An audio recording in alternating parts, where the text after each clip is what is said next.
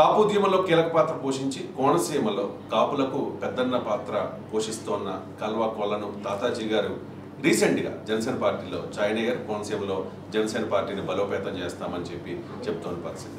ప్రస్తుతం కాపు నాయకులు అలాగే కోనసీమ జిల్లాలో జనసేన పార్టీకి కీలకమైన నేత కల్వా కొలను తాతాజీ గారు మనతో ఉన్నారు. తాతాజీ గారు నమస్కారం. మీకు గతంలో కూడా ఒకసారి ఆఫర్ వచ్చింది కదా, మీ ఇంటికి నారాయణ మనోహర్ గారు వచ్చారు. అప్పుడు కూడా మీకు ప్రపోజల్ పెట్టారు, మీరు పార్టీలోకి రండి, మీకు సముచిత స్థానం ఉంటుంది అని చెప్పి. అప్పుడు మీరు నో చెప్పారు. ఇప్పుడు ఎస్ చెప్పడానికి గల కారణం ఏంటి? అప్పుడు నో చెప్తే నేను చెప్పడానికి కారణం అండి, నేను అప్పుడు కాపుల ఉద్యమంలోని ముద్రగడ పద్మనాభం గారితో కాపు ఉద్యమంలో కీలకంగా ఉన్నాను. ఆ టైంలో నేను ఉద్యమాన్ని నమ్ముకుని ఉన్న నాయకుడి వెనకాల నేను పనిచేసినప్పుడు ఆ నాయకుడిని నేను వదిలి రావటం సరైన నిర్ణయం కాదని చెప్పేసి అప్పుడు నేను కొంచెం అలా సున్నితంగా తిరస్కరించి నేను ఆలోచన చెప్తాను అనడం జరిగింది. ఈరోజు ఎలక్షన్ అయిన తర్వాత ఒక 3 మాసాలు గడిచిన తర్వాత పవన్ కళ్యాణ్ గారు ఒక chief minister, deputy chief minister హోదాలో ఆయన చేస్తున్న విధానం నేను గమనించాను. ఆయన ఎలక్షన్ ముందు ప్రతిపక్ష నాయకుడిగా ఏం మాట్లాడారు, ఎలక్షన్ అయిన తర్వాత మళ్ళీ ఏం మాట్లాడుతున్నారని నేను గమనించిన తర్వాత ఇతనికి పూర్తిగా రాజకీయ హోదాలో కానీ ఒక లీడర్షిప్ హోదాలో కానీ లక్షణాలు ఉన్నాయి. ఇలాంటి నాయకుడి వెనకాల మనం పనిచేస్తే మనం కాళ్ళ దగ్గర తిరగవచ్చు. అటువంటి సముద్రం వెనకాల మనం తిరగాలి. నీతి నిజాయితీ నిబద్ధత కలిగినోడు పవన్ కళ్యాణ్ గారు లాంటి లీడర్ వెనకాల తిరిగితే కార్యకర్తలు కానీ నాయకులకు కానీ సముద్రమైన స్థానం గౌరవం ఉంటుందని నాకు నమ్మకం కలిగి నేనే స్వచ్ఛందంగా ఎటువంటి డిమాండ్స్ లేకుండా నేనే స్వచ్ఛందంగా పార్టీలో జాయిన్ అవ్వడం జరిగింది. గత 2 దశాబ్దాలుగా మీరు కాపు ఉద్యమ నేత, చాలా సీనియర్ నాయకులు, కాపులకు ఒక అండగా ఉంటారని ఎక్స్పెక్ట్ చేసి ఆ తర్వాత ఆ ఉద్యమాన్ని వదిలేసిన ముద్రగడ పద్మనాభం గారు వెంట ఉన్నారు. మీరు ఈ ప్రపోజల్ వచ్చిన తర్వాత పార్టీ నుంచి జనసేన పార్టీ నుంచి ఒక ప్రపోజల్ వచ్చిన తర్వాత మీ జాయినింగ్కి సంబంధించి మీరు ఆయనతో మాట్లాడారా? పద్మనాభం గారు రెస్పాన్స్ ఏంటి? పద్మనాభంతో మాట్లాడానండి. అంటే గమ్ముని విషయం ఆయనకి తెలుస్తుంది. ఆయనతో కూడా నేను సంప్రదించేస్తానండి. ఆయనతో కూడా నేను సంప్రదించాను. సార్ ఇలాగా ఎలక్షన్ అయిన తర్వాత కూడా ఎలక్షన్ ముందు కూడా వచ్చారని మనోహర్ గారు, దుర్గేష్ గారు మీకు తెలిసిన విషయమే. మళ్ళీ తర్వాత వీళ్ళు మళ్ళీ ఎలక్షన్ అయిన తర్వాత కూడా నన్ను కొంచెం టచ్ చేయడం జరిగిందండి. గురువు గారు అని అడిగితే వెల్కమ్ అండి, కాంగ్రెస్ మీరు నిర్ణయం తీసుకోండి, మీ నిర్ణయాలకి నేనేమి ఇదేం కాదు, మీ రాజకీయ భవిష్యత్తు విషయంలో నేను ఇచ్చేయడానికి సరైనది, మీరు తీసుకునే నిర్ణయానికి నేను కాంగ్రెస్ చెప్పడం తప్ప వేరే ఆలోచన అని చెప్పారు. అంటే గతంలో కూడా పద్మనాభం గారు జనసేన పార్టీలోకి వస్తారు అని చెప్పి పులిసెట్టి శ్రీనివాస్ గారికి ఒక హింట్ ఇచ్చిన పరిస్థితి. తర్వాత ఎటువంటి పిలుపు పద్మనాభం గారికి రాలేదు. రాజకీయాల్లో ఏదైనా సాధ్యమే కదండి. అవునండి. కాబట్టి జనసేన పార్టీలోకి ముద్రగడ పద్మనాభం గారు లాంటి వాళ్ళు రావాలని అంటారా? వస్తే ఎలా ఉంటుంది? అంటే వ్యక్తిగతంగా కానీ పార్టీ తరఫున కానీ ఏం చెప్తారు? రావాలండి. ఏం చేతంటే జనసేన పార్టీలో నేను ఇప్పుడు జాయిన్ అయిన తర్వాత కొంచెం గమనించిన వాతావరణం బట్టి జనసేన పార్టీలో లీడర్షిప్ అంటే ఒక పవన్ కళ్యాణ్ గారు రాష్ట్రంలోని ఒక తలమానికంగా నిలిచారు. అలాగే దేశంలో కూడా ఇవాళ మోడీ గారు అత్యంత గౌరవ మర్యాదలు ఇచ్చే వ్యక్తి ఎవరన్నా ఉన్నారు ఈ దేశంలోనే అంటే అది ప్రధానంగా పవన్ కళ్యాణ్ గారు అని చెప్పుకోవచ్చు. అటువంటి వ్యక్తి ఒక లీడర్షిప్ రాష్ట్రంలో వహిస్తుంటే అలాంటి పార్టీలో కొంచెం జిల్లా స్థాయిలో కొంచెం లీడర్లో కరువు అంటూ ఉంది. లీడర్ని బిల్డప్ చేయాల్సిన అవసరం ఉంది. ప్రతి జిల్లాలోని కూడా ఒక 4-5 లీడర్ని బిల్డప్ చేయాలి. ఆ లీడర్లతోటే కాన్ఫరెన్స్లు అన్నింటిలోని కూడా ఒక ఇది చేయాలి. ఇవాళ దీపం ఉండగానే ఇల్లు చక్క పెట్టుకోమన్నారు. ఇవాళ పవన్ కళ్యాణ్ గారి పార్టీ అధికారంలోకి వచ్చింది. ఈయన డిప్యూటీ సీఎం హోదాలో రాష్ట్రంలో బలంగా ఉన్నారు. ఇలాంటి టైంలో కంపల్సరీగా నియోజకవర్గాలన్నీ కూడా జిల్లాలో నియోజకవర్గాలు కూడా మంచి బలంగా పటిష్టంగా తయారు చేయాల్సిన బాధ్యత పవన్ కళ్యాణ్ గారి మీద ఉందని చెప్పేసి నేను అభిప్రాయపడుతున్నాను. మీరు పవన్ కళ్యాణ్ గారిని కలిసిన తర్వాత ఏమన్నారు? పవన్ కళ్యాణ్ గారు నేను కలిసిన తర్వాత పవన్ కళ్యాణ్ గారు కొండవేసి పార్టీలో ఆహ్వానించారండి. ఆహ్వానించిన తర్వాత ఆయన అక్కడ మాకు నలుగురికి కూడా అక్కడ ఉన్న వాళ్ళందరికీ కూడా స్పీచ్ ఇవ్వడం జరిగింది. నేను పార్టీలో జాయిన్ అయిన తర్వాత డిప్యూటీ సీఎం ఉన్న తర్వాత హోదాలో ఉన్న తర్వాత నాకు పంచాయతీరాజ్ శాఖ, అడవి శాఖ, కొన్ని శాఖలు నాకు ఇవ్వడం జరిగింది. ఈ శాఖల్లో అన్నింటిలోని కూడా అటెండర్ కాడ నుంచి కమిషనర్ వరకు నేను బదిలీ చేసే అధికారాలు నాకు ఉన్నాయి.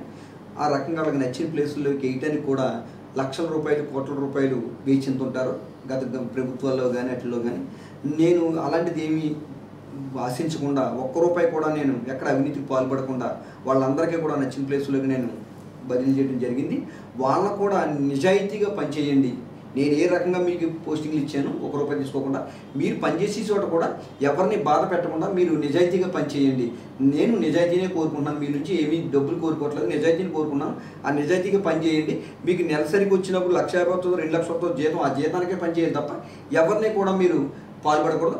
ఆ రకంగా పాల్పడినట్టు ఎంఆర్ఓలు కానీ ఇలాగ ఎక్కడన్నా పాల్పడినట్టు ఉంటే మాత్రం వాళ్ళ నా దృష్టికి పాస్ట్ ఆఫీస్ నా దృష్టికి తీసుకురండి. తీసుకొస్తే మాత్రం కంపల్సరీగా వాళ్ళ మీద నేను యాక్షన్ ఉంటుంది. నేను మీరు పెట్టిన కాగితానికి సమాధానం ఉంటుంది. ఈ జనసేన పార్టీ నుంచి మీకు నేను హామీ ఇస్తున్నాను అని చెప్పడం జరిగింది. చెప్తున్నారు పవన్ కళ్యాణ్ గారు. ఇంకా అధికారులకు కానీ కీలకమైన పోలీస్ శాఖలో ఉన్న సీనియర్ ఆఫీసర్స్ కానీ వైసీపీ వాసన పోలేదు అని చెప్పేసి, ఇంకా కోనసీమ జిల్లాలో అధికారులకు అదే వాసన కంటిన్యూ అవుతుందో మీరు ఏదైనా గమనించారు? అవునండి, ఇంకా పోలేదండి. అంటే మరి ఒక్కసారి పోవటం అంటే ఎన్నాళ్ళ నుంచో తరతరాల నుంచి సంవత్సరాల నుంచి ఒక 3 దశాబ్దాల కాలం నుంచి బాగా పాతిపోయిందండి. ఏదైతే అవినీతి అన్నది బాగా పాతిపోయింది. ప్రతి ఆఫీసులోని ఓపెన్గా గత ప్రభుత్వం 5 సంవత్సరాల్లో ప్రభుత్వం పరిపాలించారు. వాళ్ళ ప్రభుత్వం అయితే ఇంక రెడ్ హ్యాండెడ్గా ఇది పనికి ఎంత అవుతుంది, నువ్వు ఎవరితో చెప్పుకున్న పర్లేదు అనే తీరులో నడిచిందండి గత ప్రభుత్వం. ఆ రకమైన ప్రభుత్వంలోంచి ఇప్పుడు ఒక నీతి నిజాయితీ, ఒక రాముడి పరిపాలన కావాలి అని కోరుకుంటారు పవన్ కళ్యాణ్ గారు. పారదర్శకం అలాంటి పరిపాలనలోకి రావాలి అని అంటే వెంటనే శుద్ధి జరిగిపోద్దని నేను చెప్పాను. కానీ క్రమేపం 1/1 మార్పు వస్తుంది. దీన్ని ఇంకా బలంగా పవన్ కళ్యాణ్ గారు ఇంకా బలంగా పనిచేయవలసిన అవసరం ఉంది. ఏదైతే అవినీతి జరుగుతుందో దాని మీద ఇంకా బలంగా పనిచేసిన అవసరం ఉందని చెప్పేసి సందర్భం తెలియజేస్తున్నాను. అసలు అమలాపురం అంటేనే మెగా అభిమానులకు పుట్టిల్లు లాంటిది. అసలు ఇక్కడ క్రేజ్ ఏ రకంగా ఉంటుంది అనేది మీకు తెలియదు కాదు. మీరు కూడా చిరంజీవి గారికి బాగా సన్నిహితులు కాబట్టి. అంటే 2009లో ప్రజారాజ్యం పార్టీ ఇక్కడ ఫెయిల్ అయింది. తర్వాత 2019లో కూడా ఇక్కడ సెట్టుబత్తుల రాజాబాబు అని చెప్పి ఒక నాయకుడికి, దళిత నాయకుడికి అవకాశం ఇస్తే ఆయన కూడా 3rd ప్లేస్కి పరిమితమైన పరిస్థితి. 2024లో కనీసం ఇక్కడ గెలుస్తారు అనుకుంటే ఆయన చివరి నిమిషంలో వైసీపీకి అమ్ముడైపోయాడని అంటూ ఉంటారు. మరి మీరే చెప్పాలి. సో ఇప్పుడు అమలాపురం నియోజకవర్గానికి సంబంధించి ఏంటి పరిస్థితి?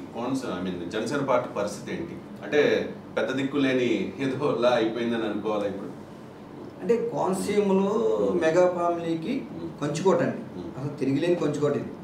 దీన్ని సరిగ్గా ఒక లీడర్షిప్, ఒక పార్టీలో ఒక నాయకత్వం లోపం కనిపిస్తుంది. జిల్లా స్థాయిలో కానీ నియోజకవర్గ స్థాయిలో కానీ ఇవన్నిటిని కూడా ఫుల్ఫిల్ చేసి ఒక నిర్ణయం తీసుకోవాలి. ప్రతి పార్టీలోని కాంట్రవర్సీలు ఉంటాయి కాదని అన్నం. కొన్ని పార్టీలో బయట పడవు. ఇక్కడ కొంచెం యువ రక్తం కాబట్టి కొంచెం ఉరకలేస్తూ బయటకు వస్తుంది తప్ప అది పెద్ద ఇష్యూ కాదు. కానీ చక్కబెట్టుకోవాల్సిన అవసరం ఉంది. గతంలో కూడా త్రిసభ్య కమిటీ వేశారు కదా, ఒక అమలాపురంలోనే ఇన్ని గ్రూపులు అని చెప్పి త్రిసభ్య కమిటీ వేశారు. చివరికి వాళ్ళు ఏమీ తేల్చలేని పరిస్థితి. ఇప్పటికీ కూడా అదే పరిస్థితి ఉందా? అంటే చల్లా చెదరైపోయారా గ్రూపులుగా జనసేన కార్యకర్తలు కానీ లేకపోతే ద్వితీయ శ్రేణి నాయకులు కానీ? అంటే రీసెర్చ్ కమిటీ వేశారని మీరు అంటున్నారు.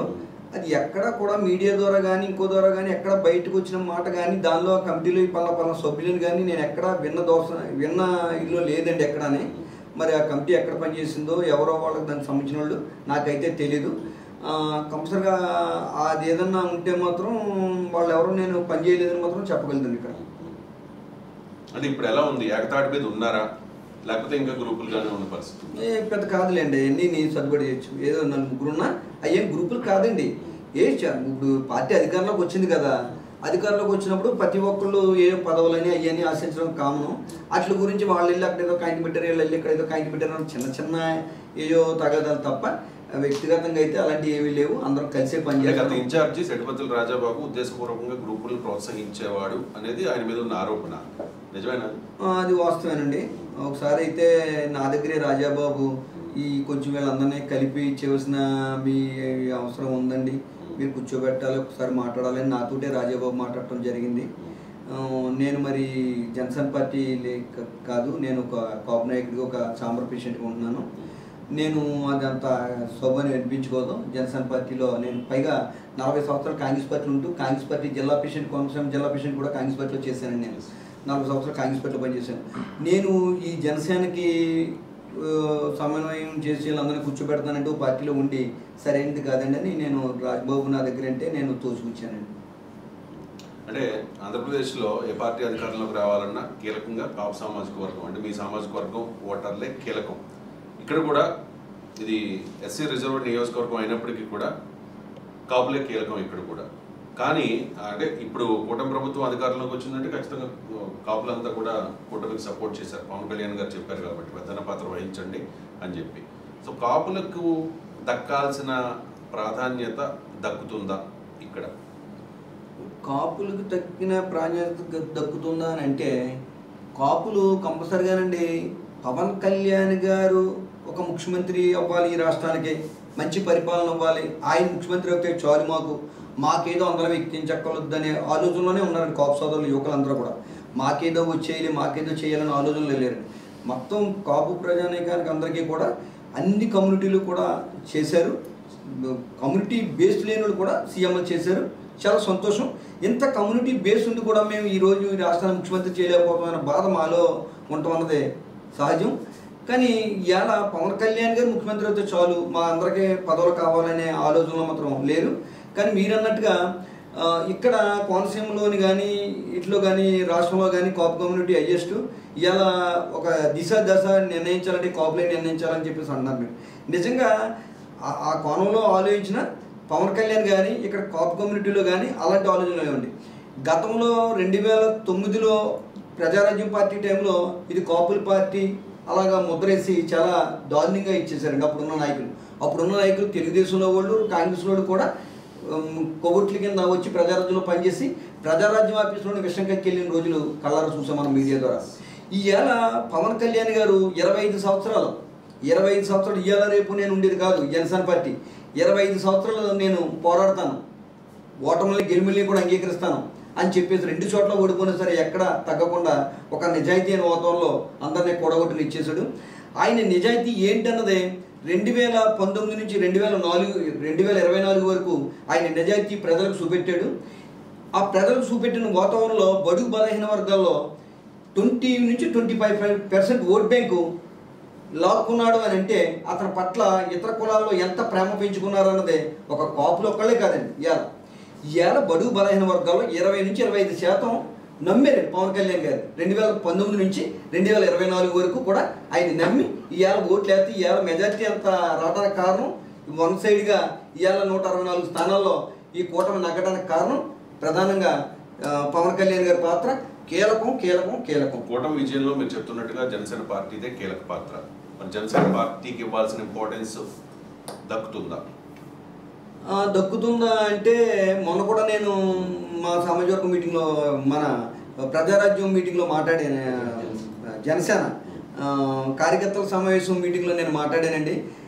కార్యకర్తల సమావేశంలో మీటింగ్లో మాట్లాడినప్పుడు చెప్పాను ఆ రోజు కూడా ఏంటంటే సముచితమైన స్థానం అంటే నేను పార్టీలోకి అప్పుడు లేకపోయినా వీళ్ళు జన సైనికులు ఎవరైతే ఉన్నారో 2014 నుంచి 2024 వరకు ఎటువంటి పోరాటం చేశారో రోడ్డు మీద నేను చూశానండి. నిజంగా ఎవరో డబ్బులు పంపించి కాదు, ఎవరో బిర్యానీ పట్ట ఇచ్చి కాదు, ఎవరో మందుగా ఇచ్చి కాదు, నిజంగా స్వచ్ఛందంగా బడుగు బలహీన వర్గాలు కాపు కమ్యూనిటీలో యువకులు అందరూ కూడా రోజువారీ కూలి పని తెచ్చుకుని 500 రూపాయలు పనిచేసేవాడు కూడా ఇక పవన్ కళ్యాణ్ గారు వైజాగ్ వస్తున్నారంట. అంతే ఆడి ఈ 500 జాయిన్కి 1000 రూపాయలు అప్పు చేసుకుని నలుగురు కలిపి ఒక కారు వేసుకుని జయమని వెళ్ళిపోయి అలాంటి లక్షలాది వేలాది మంది సమూహం ఇవాళ మనం పవన్ కళ్యాణ్ గారు మాట్లాడుతూ చెప్పారు. రెడ్ టవల్ మెల్లో చేసుకుని రవిడీ ప్రభుత్వానికి మేమున్నావురా అని ఎన్నుగా దన్నుగా నిలబడిన వాళ్ళు ఇవాళ మీకు ఇవాళ కూటమి ప్రభుత్వం అధికారంలోకి వచ్చిందంటే మీ సహకారం పూర్తిగా ఉంది. దీనిలోని రవిడీలకి ఎదిరిన వాళ్ళు మీకు సముచితమైన స్థానాల్లో ఇచ్చేలాగే నేను దీనిలో పోరాడతానని చెప్పేసి పవన్ కళ్యాణ్ గారు చెప్పండి. అలాగే ఆ రోజే చంద్రబాబు నాయుడు గారు ఏదో మీటింగ్లోని ఇవాళ వాళ్ళని సపోర్ట్ చేసుకుని కూటమి ప్రభుత్వంలో ఇవాళ ఇన్ని స్థానాలు సంపాదించి ఇదైన తర్వాత వాళ్ళని ఎవరినన్నా నగ్గేశాం కదా అని సునకలుగా చూస్తే మళ్ళీ ఎలక్షన్ వస్తుంది అని హెచ్చరించడం కూడా జరిగింది. వాళ్ళిద్దరి నుంచి లీడర్షిప్ సీఎం నుంచి డిప్యూటీ సీఎం నుంచి అంత క్లియర్గా ఉంటుందండి. ఎక్కడైతే నియోజకవర్గ స్థాయిలో ఉన్న ఎమ్మెల్యేలు తెలియదోల్సిన చోట నగ్గిన ఎమ్మెల్యేల చోట అంత సముచితమైన స్థానాలు జనసేన సైన్య ఎవరైతే కార్యకర్తలు ఉన్నారో వాళ్ళకి అని చెప్పడం జరిగింది. తాతాజీ గారు, మీరు జనసేన పార్టీలో జాయిన్ అయిన తర్వాత జరిగిన ఆత్మీయ పరిచయ వేదికలో ఇక్కడ లోకల్ ఎమ్మెల్యే ఆనందరావుకి మీరు ఏదో వార్నింగ్ ఇచ్చినట్టుగా సోషల్ మీడియాలో తెగ ప్రచారం జరిగింది. వార్నింగ్ ఇచ్చారా? ఇస్తే ఎందుకు ఇవ్వాల్సి వచ్చింది? వార్నింగ్ ఇవ్వటం కాదు కానండి, మీడియాలో అది వక్రీకరణ చేశారు. కానీ ఆనందరావు అన్న వ్యక్తి ఇక్కడ మా కూటమి ఎమ్మెల్యే, తెలుగుదేశం ఎమ్మెల్యే, మా కూటమి ఎమ్మెల్యే. ఆయనకి నాకు రాజకీయాలు రాకముందు నుంచి కూడా ఆయనకి నాకు 25 సంవత్సరాల సుమారు మీ ఇద్దరం స్నేహితులం, రాజకీయాల్లో రాకముందు నుంచి కూడా. ఇది లోకల్ మీడియాలో కొంచెం ఎమ్మెల్యే గారికి వార్నింగ్ అని రాయడంతో కొంచెం ఆయన అట్టవటం మాట నిజమే. కానీ ఇక్కడ వేదిక మీద వాయిస్లో కానీ అట్లలో కానీ ఎక్కడ ఆయన వాయిస్ క్లిప్పింగ్లు అవి చూసుకున్నారో. కానీ నాకు అక్కడ నుంచి ఫోన్లు రావడంతో నేను అలాగే ఇదేను మాటలు ఏమి లేదని చెప్పి వాళ్ళు అది చెప్పడం జరిగింది. ఆయనతో అయితే మాకు ఎటువంటి భేదాలు లేవండి. ఆయన అందరినీ కలుపుకుని వెళ్ళి మనిషి. మేము వెళ్ళగానే కూడా గమ్ముని అక్కడ ఆఫీస్లోకి వెళ్ళగానే కూడా ఇలా తాతాజీ వచ్చారు జనసేనకి, ఇమీడియట్లీ రమ్మని మాట్లాడి ఏంటి విషయాలని చెప్పేసి ఏదైనా ఉంటే వెంటనే స్పందించుకుని ఆలోచించిన మనిషే తప్ప గమ్ముని మమ్మల్ని ఎవరినే కలుపుకుని వెళ్ళాలన్న ఉద్దేశమే ఆయనలో కూడా ఎక్కువ కనిపిస్తుంది. మేము కూడా అనేది ఏంటంటే కార్యకర్తలు ఎవరైతే ఉన్నారో వాళ్ళకి సముచితమైన స్థానం ఇవ్వమని అడిగాను. అంటే కార్యకర్తలు నేను జాయిన్ అయిన 10 రోజుల్లో ప్రతి ఒక్క కార్యకర్తలు కూడా గ్రామస్థాయిలో సర్పంచులు, ఎంపీటీసీలు, కౌన్సిలర్లు అందరూ వచ్చి మమ్మల్ని గుర్తించట్లేదండి, మమ్మల్ని సముచితమైన స్థానం ఇవ్వట్లేదండి అంటే కొంచెం అది నేను ఆత్మీయ పరిచయ వేదిక పెట్టినప్పుడు కార్యకర్తలు నేను వచ్చినట్టు నమ్మకం వచ్చింది. వాళ్ళకి నేను భరోసా ఇవ్వాలి కదండి. కంపల్సరిగా జనసేన ఇక్కడ 2వ స్థానం ఇవ్వాలి, తెలుగుదేశం ఎమ్మెల్యేలు ఉన్న చోట జనసేనకు 2వ స్థానం ఇవ్వాలి అది కొంచెం గట్టిగా మాట్లాడాను. అంటే ఇవ్వాలన్నదే నా వాయిస్ ఎప్పుడు పెట్టాను. నేను జనసేనకు 2వ స్థానం ఇవ్వాలి, ఎమ్మెల్యే గారు అయిన తర్వాత జనసేనలో 2వ స్థానం పిల్లల మండలాల్లో కానీ అంతే. అసలు ఆయనకి నాకు మంచి ఫ్రెండ్లీగా ఉంటామండి. అసలు వార్నింగ్ అది ఆ వార్నింగ్ అన్నదే మీడియాకి అతనికి ఏదైనా ఇది ఉంటే మంత్రీకరణలో చూపెట్టాడు. అది దానికి నేనేం చెప్పలేను. ఆయన అన్నాడు ఇక్కడ మీడియా మమ్మల్ని ఒక రోజు పెడుతున్నాను, ఆయన ఫీల్ అయ్యాడు. దాన్ని నేను సమాధానం చెప్పలేను. కానీ ఇక్కడ కార్యకర్తలో మాత్రం కొంచెం దిగులు మాత్రం ఉందండి. కొంచెం మాకు కూడా సముచితమైన స్థానం వల్ల అదే నేను చెప్పాను, 2వ స్థానం జనసేనకు ఇవ్వాలి. నియోజకవర్గాల్లో ఒక వీడియో పెన్షన్ కానీ, ఓల్డేజ్ పెన్షన్ కానీ, కాంట్రాక్ట్లు కానీ, లేకపోతే ఒక ఇది వచ్చిన జనసేన సైనికులు కూడా కాకేసి సముచితమైన స్థానం వాళ్ళకి ఎత్తే ఇన్నాళ్ళు కష్టపడడానికి వాళ్ళకి ఒక గౌరవించినట్టు ఉంటుంది. అది ఆ రకంగా ఎమ్మెల్యే గారు ఆలోచించాలి అని చెప్పేసి నేను కొంచెం స్పీడ్గా చెప్పాను. ఏ మాటలు ఒక సలహా ఇచ్చారు, ఒక ప్రపోజల్ పెట్టారు, ఒక డిమాండ్ అనుకో అంతే. కానీ వార్నింగ్ అయితే కాదు. మా కూటమి ఎమ్మెల్యేకి మనం అలాగా మీ ఎమ్మెల్యేనే కదా, మా ఎమ్మెల్యే ఏంటి, పైగా నా స్నేహితుడు, పైగా నేను కూటమి ఎమ్మెల్యే, కూటమి గవర్నమెంట్లో నేను జనసేనలోకి వచ్చాను. అతను నేను కలుపుకుని వెళ్ళాలి తప్ప అతనికి వార్నింగ్ ఇచ్చే వాతావరణం అంటే ఇక్కడ కొంచెం అమలాపురం మీకు తెలియదు ఏం కాదు, కొంచెం అమలాపురం డిఫరెన్స్ యాంగిల్, ఆ యాంగిల్లో దాన్ని అలా చూపెట్టారు అంతే తప్ప ఆయనకి నాకైతే ఏమీ లేదని చెప్పేసి మీ మీడియా ద్వారా నేను తెలియజేస్తున్నాను. జనసేన పార్టీ అంటేనే యువకుల పార్టీ, కాపుల పార్టీ అనే ఒక ఇంప్రెషన్ ఉంది కదా. ముఖ్యంగా ఈ అమలాపురం నియోజకవర్గంలో లింగోల్ పండు, ఎడుద శ్రీను లాంటి వాళ్ళు మొదటి నుంచి అప్పుడు ప్రజారాజ్యం నుంచి ఇప్పటి వరకు కష్టపడుతూనే ఉన్నారు. అలాంటి వాళ్ళకి ఇప్పుడు ఎటువంటి ప్రాధాన్యం దక్కాల్సిన అవసరం ఉందంటారు? అంటే అమలాపురం అదే జనసేన పార్టీ అంటే కాపుల పార్టీ కాదండి.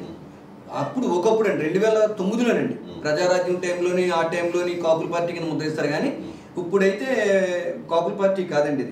ఇది కంపల్సరీ బడుగు బలహీన వర్గాల పార్టీ అండి. బడుగు బలహీన వర్గాల పార్టీని ప్రూవ్ చేస్తున్నాడండి ఆయన. ఇవాళ కష్టపడి కోట్ల రూపాయలు కూడబెట్టుకునే వాళ్ళు ప్రభుత్వంలో ఉండి లక్షల కోట్లు, వేల కోట్లు కూడబెట్టుకున్నాడు, రూపాయి తీసి పంచిపెట్టట్లేదండి. ఇవాళ ఒక కష్టపడి సినిమా తీసి దానిలో ఏమైనా 10 కోట్లు 20 కోట్లు వస్తే తుఫాన్ బాధ్యతలు లెక్కున్నారు, వాళ్ళకి ఒక 6 కోట్లు. ఈ గ్రామ పంచాయతీలు శానిటేషన్ రీత్యా పాడైపోయినాయి, వీటికి ఒక 4 కోట్లు. ఇదిగో రైతులకి కుటుంబాలు ఇదైపోయినాయి, వాళ్ళకి 30 కోట్లు. ఇలాగా సొంత డబ్బుని వేచించి పంచిపెట్టేవాడు ఈ రాష్ట్రంలో ఎవడన్నా ఉన్నాడు అంటే అది పవన్ కళ్యాణ్ అని గుండెల మీద చేసిందని చెప్పగలను. అంత దమ్మున్న లీడర్గా ఇవాళ ఒక డిప్యూటీ సీఎం చేస్తూ ఆయన ప్రభుత్వంలో ఉంటూ ఆదేశాలు చేస్తే కోట్ల రూపాయలు చేయొచ్చు. ఈ ప్రభుత్వం నుంచి ఆదేశాలు ఇస్టిమేషన్లో చేతిలోకి లేట్ అవుతాయి, నా జేబులోకి తీసివ్వడం చాలా ఈజీ అని పిల్లలు వెనకాల కుటుంబాల గురించి కానీ ఇట్ల గురించి కూడా ఆలోచించకుండా కోట్ల రూపాయలు వేచించినట్టు చూడండి. అటువంటి మనిషిని బడుగు బలహీన వర్గాల ప్రజలు ఎవరో వదులుకోరు. ఇది కాపుల పార్టీ కాదు, బడుగు బలహీన వర్గాల పార్టీ అని నేను క్లియర్గా చెప్పగలను. ప్రజలు గమనించుకున్నారు.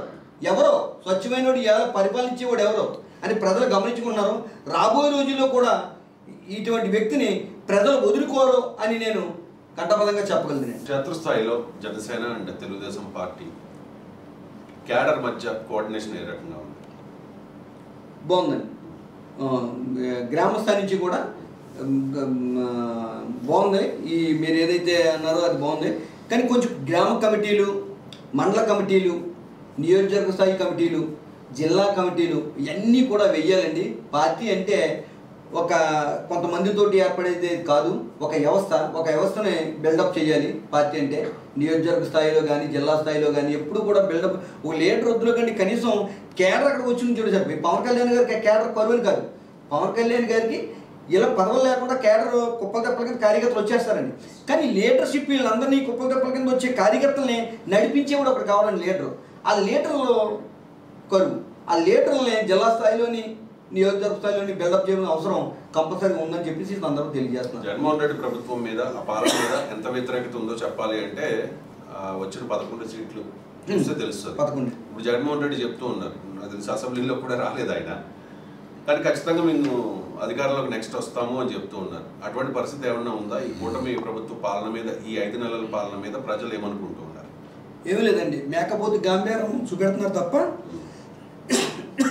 మేకపోతు గాంభీర్యం తప్పని జగన్మోహన్ రెడ్డి గారికి కూడా తెలుసు. మళ్ళీ మనల్ని ప్రజలు విశ్వసిస్తారో, మళ్ళీ ప్రజలు మనల్ని స్వాగతిస్తారో అన్నది ఆయనకి తెలుసు. ఆయన ఏదో మేకపోతు గాంభీర్యం చూపెడతాడు తప్ప ఇప్పుడప్పుడే మళ్ళీ ప్రజల వాళ్ళకి ఏమీ అధికారం ఇచ్చే పరిస్థితి లేదు. మనం కూడా చూడమేమో అది అని చెప్పేసి నేను అభిప్రాయపడుతున్నాను. మనం మళ్ళీ ఆయనకి అధికారం ఇచ్చేది ప్రజలు చూడరు అన్నది కంపల్సరీగా నేను చెప్పాలి. ఏం చేద్దంటే ఇవాళ ఇసుక ఉచితం కంపల్సరీగా దాని మీద చిన్న చిటుకు ఇప్పుడు ఏం జరుగుతున్నాయి, దాన్ని కూడా ఇంకా క్లియర్గా ప్రజలకు అందుబాటులోకి వచ్చేలాగా ఇసుకని కానీ మద్యాన్ని కానీ క్వాలిటీ మద్యాన్ని, ఇది వరకు చాలా తప్పుడు మద్యం ఇచ్చి 40 సంవత్సరాలు 30 సంవత్సరాలకే చచ్చిపోయిన వాళ్ళు, అడ్డాడకలు వచ్చి చచ్చిపోయిన వాళ్ళు చాలామంది ఉన్నారు. ఎన్నో కుటుంబాల్లో ఈ మందు దాగి చచ్చిపోయిన వాళ్ళు ఎన్నో కుటుంబాలు ఉన్నారు. ఈవేళ ఒక క్వాలిటీ మద్యాన్ని ఇచ్చి దాన్ని కూడా పేదవాడు 500 రూపాయలు సంపాదించి 500 రూపాయలని దోసుకోకుండా వాడికి 99 రూపాయలకే క్వాలిటీ మద్యాన్ని ఇచ్చి మంచి పరిపాలన చేస్తున్నారు. ఏం చేతంటే మద్యాన్ని కూడా దశల వారీగా గత ప్రభుత్వం ఇచ్చిన షాపులు కానీ తగ్గించేశారండి. షాపులు మొన్న పిలిచినవి కూడా దశల వారీగా కూడా దాన్ని క్రమేపం తగ్గించే వాతావరణంలో ఆలోచన ప్రభుత్వానికి ఉంది. దాని విషయాల్లో పెరుగు చూసుకుంటుంది. కానీ వీళ్ళ వస్తానన్నది కళ, అసలు అది కళ అండి. అంటే జనసేన పార్టీ ప్రత్యామ్నాయ పార్టీగా అంటే ఆల్రెడీ కూటమిలో ఉంది, అంటే తనకు తాను బలం పుంజుకోవాల్సిన అవసరం ఉందంటారు. అంటే ఈ అలయన్స్ కొనసాగకపోవచ్చు భవిష్యత్తులో, ఇప్పుడు మనం ఊహించలేం, జోస్యం చెప్పలేం, కానీ బలపడాల్సిన అవసరం ఉందా జనసేన పార్టీ? ఎప్పుడైనా ఎవరి బలం మీద మనం బేస్ అయ్యి ఉండకూడదండి.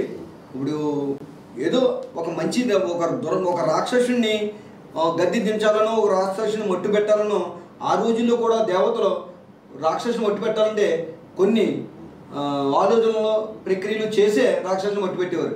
ఈరోజు ఒక రాక్షసుడి పరిపాలన మట్టు పెట్టాలి అని అంటే దాంతో కీలకంగా ఒక బుద్ధుడు అనుకోవచ్చు, లేకపోతే ఇంకోటి అనుకోవచ్చు, ఒక పవన్ కళ్యాణ్ గారిని నియమించడంలో ఒక శిష్టశుద్ధితోటి ఈ రెండిట్లు ఏదైతే తెలుగుదేశం బీజేపీ ఉన్నారో వీళ్ళలో కీలకమైన పాత్ర మంచి ఒక జెంట్లమైన ఒప్పందంతో చేసి ఈ దుర్మార్గ పాలనని అంతమొంచాలని ఆయన మనం తీసుకున్న నిర్ణయం గొప్ప నిర్ణయం అని చెప్పేసి మేధావులే దాన్ని ఇచ్చేశారండి. అయినా సరే మనం వ్యక్తిగతంగా ఎప్పుడు కూడా బలంగా ఉండాలి. ఆరోగ్యంగా బలంగా ఉంటేనే మనిషి ఎప్పుడన్నా దృఢంగా రకరకాల ఆలోచనలకు కానీ ఏదైనా ఎదరో ఏ టైంలో అయినా సరే ఎన్ని పోటీ పడవడానికి సిద్ధంగా ఉంటే మనం దొండుగానే నిలబడాలి. ఆ రకంగా జనసేన పార్టీ రాబోయే రోజుల్లో మరి జమిలీ ఎన్నికలు 2027 వచ్చేస్తాయన్నారు. 2027 వచ్చినా సరే మనం సిద్ధంగా ఉండేలాగా సైనికులు తయారు చేయాలి. 2029లో జరిగినా సరే మనం సిద్ధంగా ఉండేలాగా అన్ని జిల్లాల్లోని మాత్రం నియోజకవర్గ స్థాయిలో నిలబెట్టుకోవాల్సిన కేడర్ మాత్రం చాలా అవసరం అని చెప్పేసి బలంగా మనం తయారవలసిన అవసరం ఎంతైనా సరే ఉందని చెప్పేసి మీ ద్వారా నేను పార్టీకి తెలియజేస్తున్నాను. Thank you so much Tataji గారు. చెప్తున్నారు తాతాజీ గారు, కూటమి విజయంలో కీలక పాత్ర వహించిన జనసేన పార్టీకి సముచిత స్థానం ఇవ్వాల్సిన అవసరం ఉందని చెప్తున్నారు. దాంతోపాటుగా చాలామంది కార్యకర్తలు, నాయకులు జనసేన పార్టీ గెలుపు కోసం 100% స్ట్రైక్ రేట్ సాధించడం కోసం, కూటమి విజయం సాధించడం కోసం కష్టపడ్డారు. వాళ్ళందరికీ కూడా సరైన ఇంపార్టెన్స్ ఇవ్వాల్సిన అవసరం కనిపిస్తోంది. కోనసీమలో జనసేన పార్టీని మరింత బలోపేతం చేస్తామని కూడా తాతాజీ గారు చెప్తున్న పరిస్థితి. కెమెరా పర్సన్ శివాతో రవిశంకర్ వీళ్ళ 99 టీవీ అమలాపురం.